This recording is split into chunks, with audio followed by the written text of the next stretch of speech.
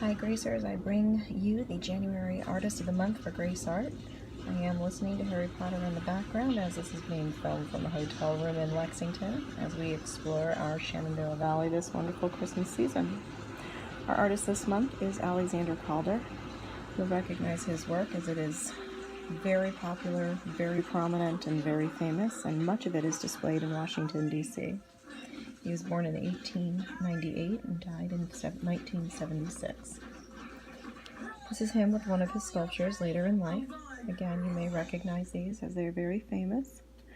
He was born in 1898 just outside of Philadelphia. His friends called him Sandy, and he almost always wore a red flannel shirt, even if it was a fancy pants occasion. His father and grandfather were both famous sculptors in Philadelphia. His grandfather, in fact, is the one who sculpted the bronze statue of William Penn on the top of the Capitol building in Philadelphia. His mother was a famous portrait artist, and needless to say, he came from a family of artists. This is known as 3D sculpture. That's what he does, and that's what the question is. You can ask the kids about that. He went to school to become an engineer, and while he was an engineer, he got the job, or finished his education, got the jobs, and was bored out of his mind. So he ended up going back to artist school, in spite of his family not really wanting him to pursue the life of an artist. And he went off to Paris in the 1920s so he could study painting, but that didn't last long. Instead of painting, he began building toys based on his fascination with the circus. These were drawings that he made, but then inspired what ultimately brought him to fame. This is a picture of Sandy right here, underneath his circus tent with all of his sculptures and trapeze artists. You'll see here that the toys had movable parts. He made them using different objects that he found lying around. Wire, cloth, cork, leather, string, and wood. He rigged a miniature high wire and a trapeze that hung a spotlight and made a red, and white striped tent. They had cowboys riding broncos and clowns and wire strongmen who would lift weights. And when they moved, the tiny performers looked just like they did when they had the real circus. The clever toys attracted attention of other artists who soon became his friends, and he began to do shows for them at parties. This is an example of an actual lion cage and lion that he made for his circus. It became known as Calder's Circus, and it was very well known in Paris, and it sparked the entrance and his interest in wire sculpture and kinetic art. Kinetic sculpture contains moving parts that are powered by hand, air, or a motor. He used his knowledge of engineering from when he went to school in order to create all of these wonderful movable sculptures.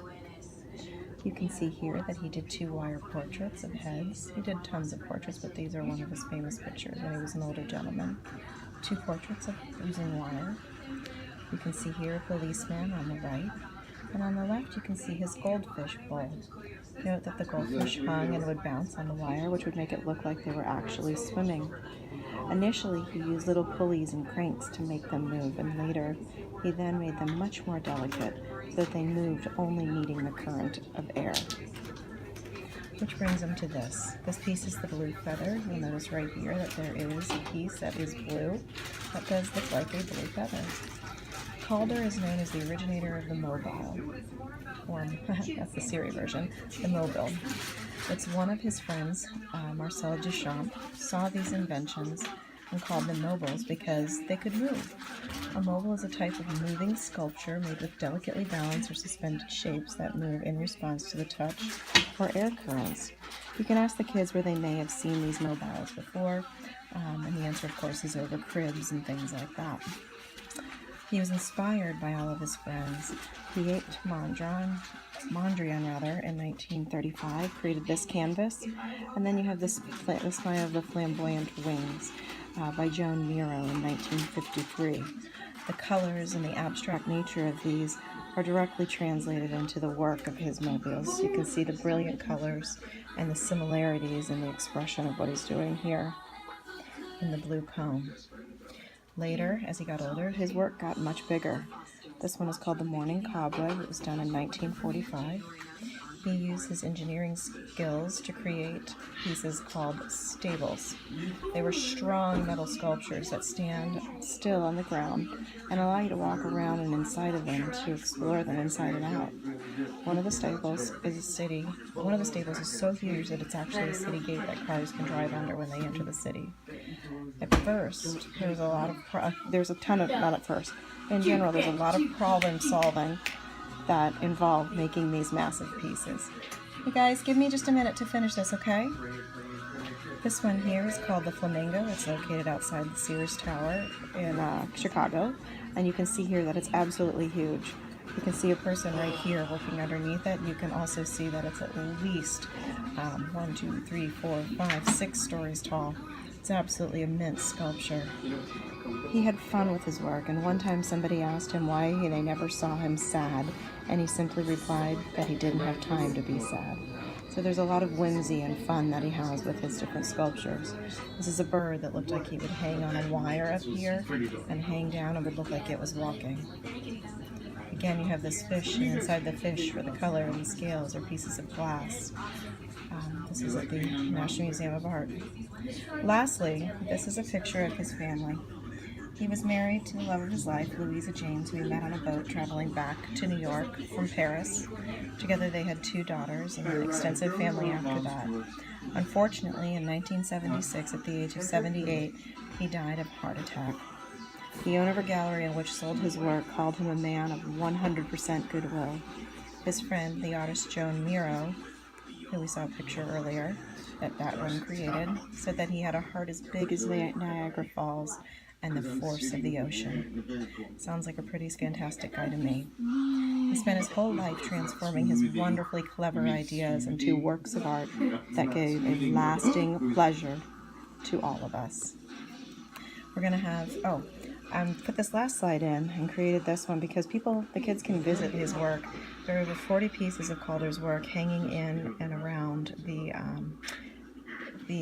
National Gallery of Modern Art Museum, especially in the East Building in Washington, D.C. If you go upstairs, you can see the canvas down in the right-hand corner by Piet Mondrian.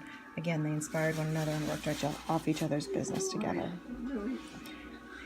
So the first activity we're going to have the kids potentially do is create their own balancing mobile. For the classes that are going to be mounting, this might be a tougher one, but it could be a lot of fun. These are examples of ones that they can do using paper and wire to see whether or not they can actually make a mobile that will be balanced. The second artwork is activity number 2, where they can create a wire figure using about 18 inches of wire and then fold it into an actual figure itself. A fork, a knife, a spatula, a lion, hands, whatever works. Here you can see an ice cream cone, a flower, a light bulb, a bird, all kinds of stuff. If these are not 3D and are just 2D, you might be able to attach them to the black paper to mount, but we'll talk more about that in the project videos. That's all, my friends. Enjoy Grace Art.